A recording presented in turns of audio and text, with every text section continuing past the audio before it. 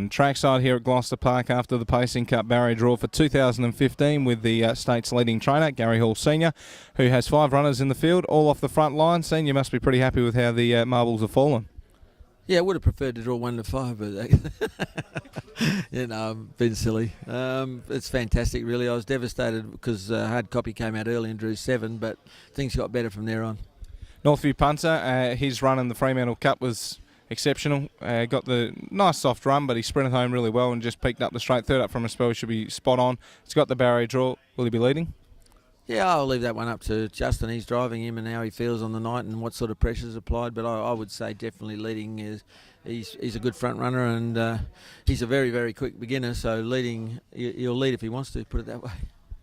Toretto, drawn barrier 3. This horse narrowly beaten in the Pacing Cup last year, returned very well with a 156 and change win over a longer journey, and not disgraced in the Fremantle Cup. Not a bad draw for him.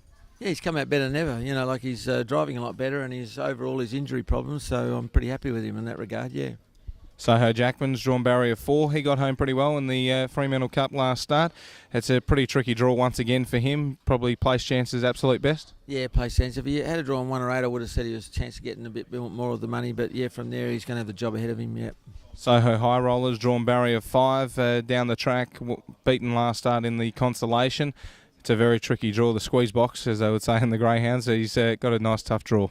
Yeah, I think he's at the end of a prep. He's done a real big job this year to go from maiden metropolitan to open class and to get into the Pacing Cup. But if he gets a nice run, and Luke said that he was bolting going to the line last week, even though he ran second last, he never got the earplugs out, and never had a chance to let him go. So 2,900, if they go stupid, you never know your luck. And finally, My Hard Copper, we spoke to Steve Chapman. He's been barred from any barrier draws in the future. Barrier 7's not the draw you want from him. Over the longer trip, though, the horse who has really excelled this campaign, his last 2 campaigns, and the longer trip, if they go a little bit hard, he could be a knockout chance. Well, going into it, Matt, he was my number 1 choice, and he's winning the Constellation was outstanding. Everyone knows that I wasn't happy that he didn't get into the Fremantle Cup, and I think he showed that he would have been very, very competitive in that race. And he's a really good little horse. Unfortunately, he's a bit one-dimensional. He needs that soft, sucky run, and from barrier 7, he's going to have to do a little bit and need a lot of luck. So, but like as an outsider, he's probably the best of mine, other than the one horse. So Northview Punter is the best chance for you then.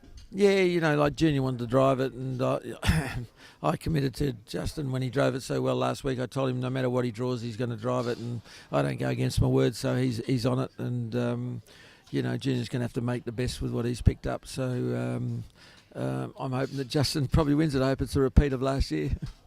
Well, best of luck in the WA Pacing Cup, and hopefully 9th win for you, I believe it is, or 8th or 9th, after having horses like the Falcon Strike, Tilsby Corrida and the Mighty Quinn. Probably nothing there that could go to that extent, but you got a decent chance.